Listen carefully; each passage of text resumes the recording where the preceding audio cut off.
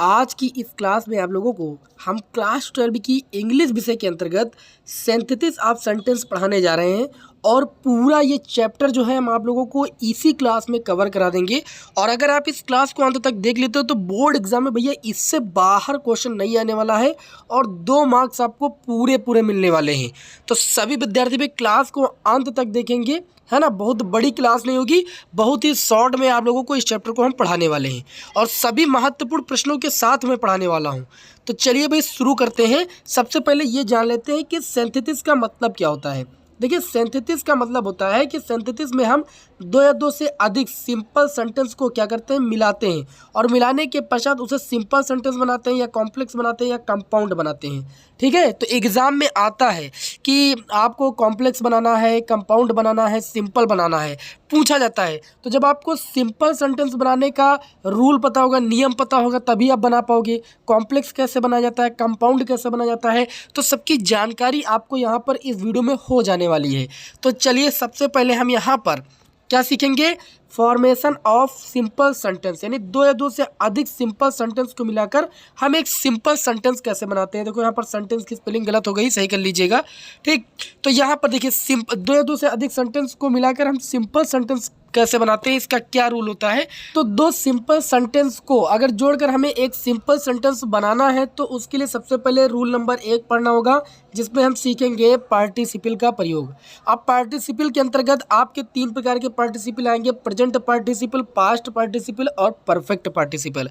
अब present participle क्या होता है इसको पहले आपको बता देते हैं, फिर एग्जाम्पल आपको समझाते हैं। प्रेजेंट पार्टिसिपल में क्या होता है कि यह क्रिया के अंत में आईएनजी लगाने से बनता है। प्रेजेंट पार्टिसिपल द्वारा 2 सिंपल सेंटेंस को कैसे जोड़ा जाता है, यह क्रिया के अंत में आईएनजी लगाने से बनता है और हिंदी में भैया इसका अर्थ हुए या करके निकलता है।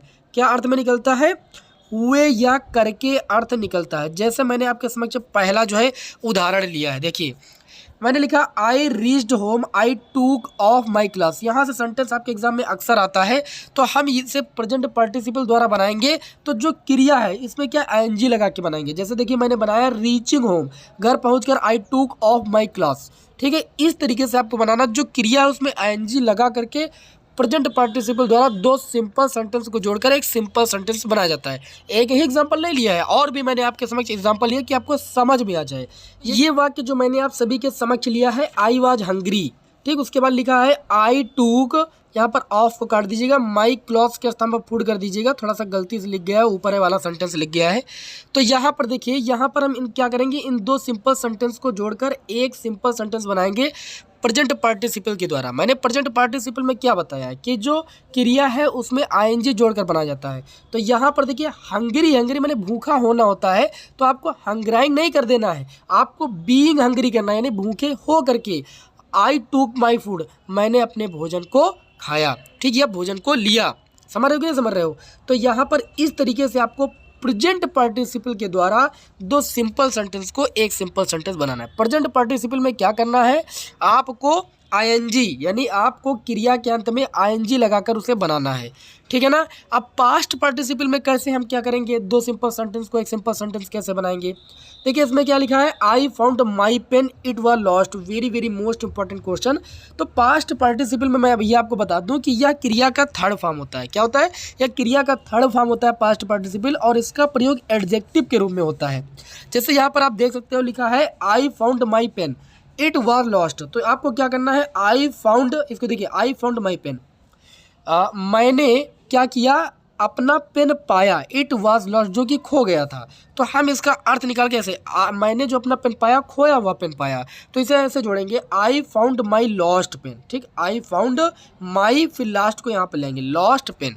ओके, इस तरीके से पास्ट पार्टिसिपल द्वारा वाक्यों को जोड़ा जाता है। यहाँ पर देखिए परफेक्ट पार्टिसिपल में क्या होता है, देखिए बहुत ही इंपॉर्टेंट मैंने प्रश्न लिया, बिल्कुल भी हल्के में नहीं लीजिएगा।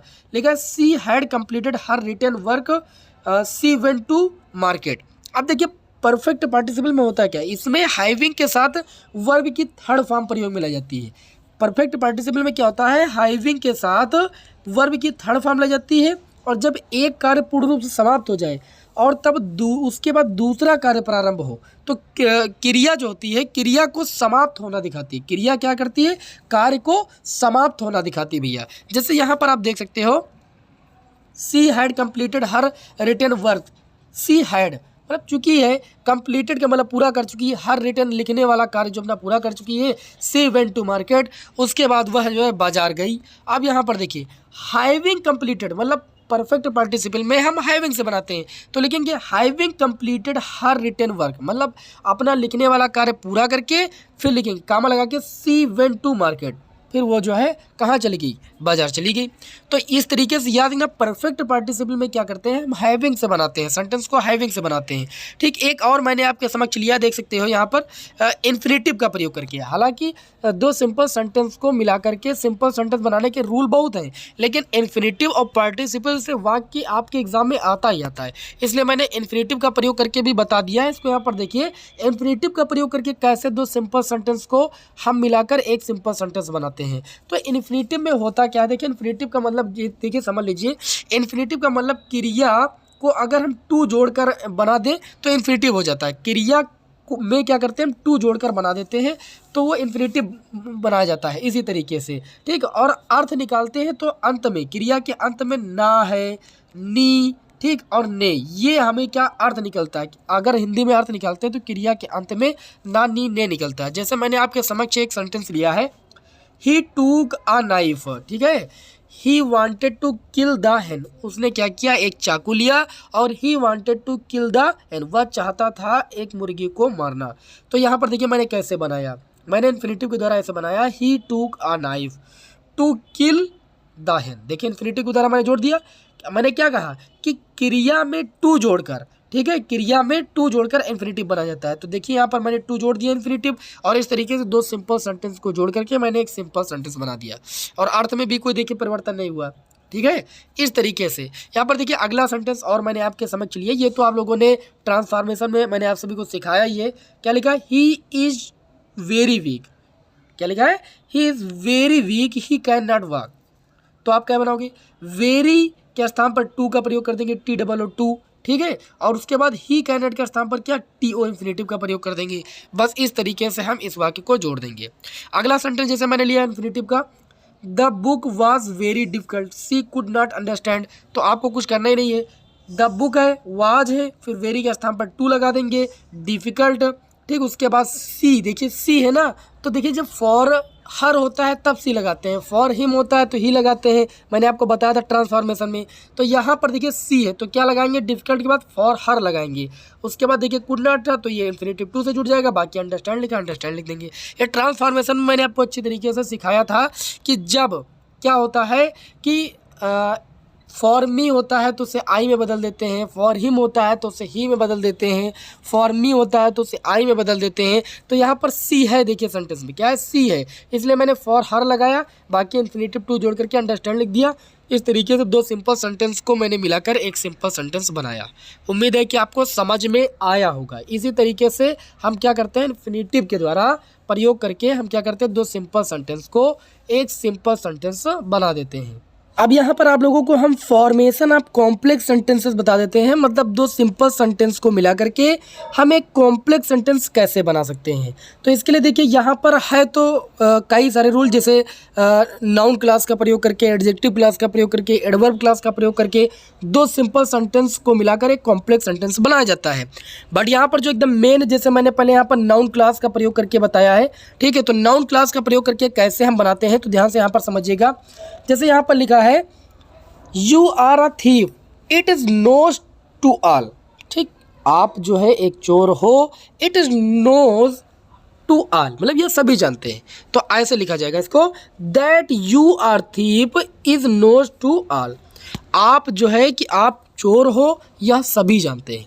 इस तरीके से क्या करना है, आपको क्या करना है, कॉम्प्लेक्स सेंटेंस बनाना। जैसे मैंने आपके समझ एक सेंटेंस और लिया है, Ram is a dull boy, every teacher knows it. तो आप क्या लिखोगे, every teacher knows that Ram is dull boy. आपको बता दें कि जब भी नाउन क्लास का प्रयोग करके दो सिंपल सेंटेंस को एक कॉम्प्लेक्स सेंटेंस बनाना होता है, मैक्सिमम केसेस में हम जो है दैट कंजक्शन का प्रयोग करके दो सिंपल सेंटेंस को जोड़ करके कॉम्प्लेक्स सेंटेंस बनाते हैं नाउन क्लास के द्वारा। ये बात अपने दिमाग में एकदम याद रखिएगा। और इसी तरीके से जब भी कॉम्प्लेक्स सेंटेंस आए तो प्रयास कीजिएगा, एक बार दैट से जोड़ के जरूर प्रयास कीजिएगा, उम्मीद है कि बन जाना चाहिए।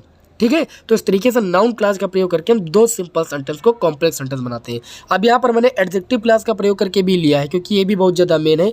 जैसे लिखा आई सा a dog, the dog was laying on the road. मैंने एक कुत्ते को देखा जो कि रोड पर लेटा हुआ था। तो यहाँ पर क्या लिखा, आई सा a dog which was laying on the road. Adjective class में क्या करते हैं, देखिए यहाँ पर विच को मैंने जोड़ दिया है, ठीक है। वहाँ पर मैंने दैट को जोड़ा था, ठीक। अब जैसे यहाँ पर लिखा है I gave him a camera, the camera was very cheap. मैंने उसे कैमरा दिया और कैमरा जो था वो क्या था, बहुत ही चीप था। तो यहाँ पर ऐसे लिखोगे I gave him a camera which was very cheap. अब विच के बाद द कैमरा लिखने की जरूरत नहीं, विच शब्द जो है वो उसी कैमरे की ओर इंडिकेट कर रहा है कि वो कैमरा चीप था। तो ऐसा नहीं करना कि विच लिखने के बाद आप द कैमरा लिख दो, तब गलत हो जाएगा। विच वाज वेरी चीप, विच जो है वो कैमरे को ही इंडिकेट कर रहा है, शो कर रहा है, ठीक है ना। इस तरीके से हम क्या करते हैं भैया, कॉम्प्लेक्स सेंटेंस बनाते हैं। तो कॉम्प्लेक्स सेंटेंस आप सभी लोग उम्मीद बना लोगे, बहुत आसान है भैया। दैट कंजक्शन मैक्सिमम केस में यूज होता है, या तो विच वगैरह वगैरह यूज होता है, पर कॉम्प्लेक्स दो सिंपल सेंटेंस को मिला करके कॉम्प्लेक्स सेंटेंस हम बना सकते हैं। आगे इसी तरीके से हम सीख लेंगे फॉर्मेशन ऑफ कंपाउंड सेंटेंस है। तो बहुत ही सिंपल है, दो सिंपल सेंटेंस को मिलाकर के हम कंपाउंड सेंटेंस कैसे बनाते हैं, जैसे यहाँ पर सीख लेते हैं। देखिए दो से अधिक सिंपल सेंटेंस को मिलाकर कंपाउंड सेंटेंस बनाने के लिए सबसे पहले रूल नंबर 1 हमें यह पढ़ना होगा। यहाँ पर जैसे लिखा he took my pen, he returned it today, ठीक है। तो हम कोऑर्डिनेटिंग कंजक्शन का प्रयोग करके कैसे दो सिंपल सेंटेंस को कंपाउंड बनाते हैं। देखिए इसमें क्या होता है, इसमें देखिए लिखा है ही टूक माई पेन, ठीक, यस्टरडे, उसके बाद एंड रिटर्न इट टुडे। जैसे मैंने बताया कि जब कॉम्प्लेक्स सेंटेंस बनाते हैं तो मैक्सिमम केसेस में दैट है, विच है, मतलब नाउन क्लास और एडजेक्टिव क्लास का प्रयोग करके हम बनाते हैं। तो नाउन क्लास में क्या लगता है, ज़्यादा से ज़्यादा दैट लगता है, और एडजेक्टिव क्लास में क्या लगता है आपका, विच लगता है, ये शब्द ज़्यादा लगता है। और इसी तरीके से कंपाउंड सेंटेंस में आपका क्या होता है, एंड का ज़्यादा यूज होता है कोऑर्डिनेटिंग कंजक्शन का प्रयोग करके, ठीक है ना। तो एंड का प्रयोग करके कंपाउंड सेंटेंस बहुत ही जल्दी बन जाता है ज़्यादातर केसेस में। यहाँ पर जैसे मैंने एक सेंटेंस और लिया, आप देख सकते हो, लिखा है he was marked absent, he was written out of the class, ठीक है। आपको देखिए हम एक चीज़ बताना चाहेंगे, जब हम यहाँ पर क्या करते हैं, कोऑर्डिनेटिंग कंजक्शन का प्रयोग करते हैं, तो कोऑर्डिनेटिंग कंजक्शन का प्रयोग एंड के द्वारा ही नहीं बनता, मतलब मैक्सिमम केसेस में एंड से बन जाता है। नहीं, बाकी बहुत सारे शब्द जैसे एज, विल, एज है, इसको भी जोड़कर वाक्य बनता है। बोथ एंड करके भी बनता है, ठीक है। और not only but also say भी बनता है। कंपाउंड सेंटेंस इन कंजक्शन से जोड़ करके बनाए जाते हैं। दो सिंपल सेंटेंस को जोड़कर कंपाउंड सेंटेंस बनाया जाता है कोऑर्डिनेटिंग कंजक्शन के द्वारा। इसमें ज़्यादातर मैक्सिमम केसेस में एंड से ही बन जाता है। जैसे लिखा एंड लगाइएगा, अर्थ निकल रहा है, बस आप इसी को जोड़ दीजिएगा। जैसे लिखा ही वाज मार्क्ड एब्सेंट, ठीक है, and turn out of the class, ठीक है। और टर्न आउट मतलब बाहर निकाल दिया गया, ऑफ द क्लास मतलब क्लास से। इसी प्रकार इसमें देखिए रूल नंबर 2 कंपाउंड में ये याद रखिएगा, एडवर्स टू यानी विरोध बताने वाले कंजक्शन का प्रयोग करके।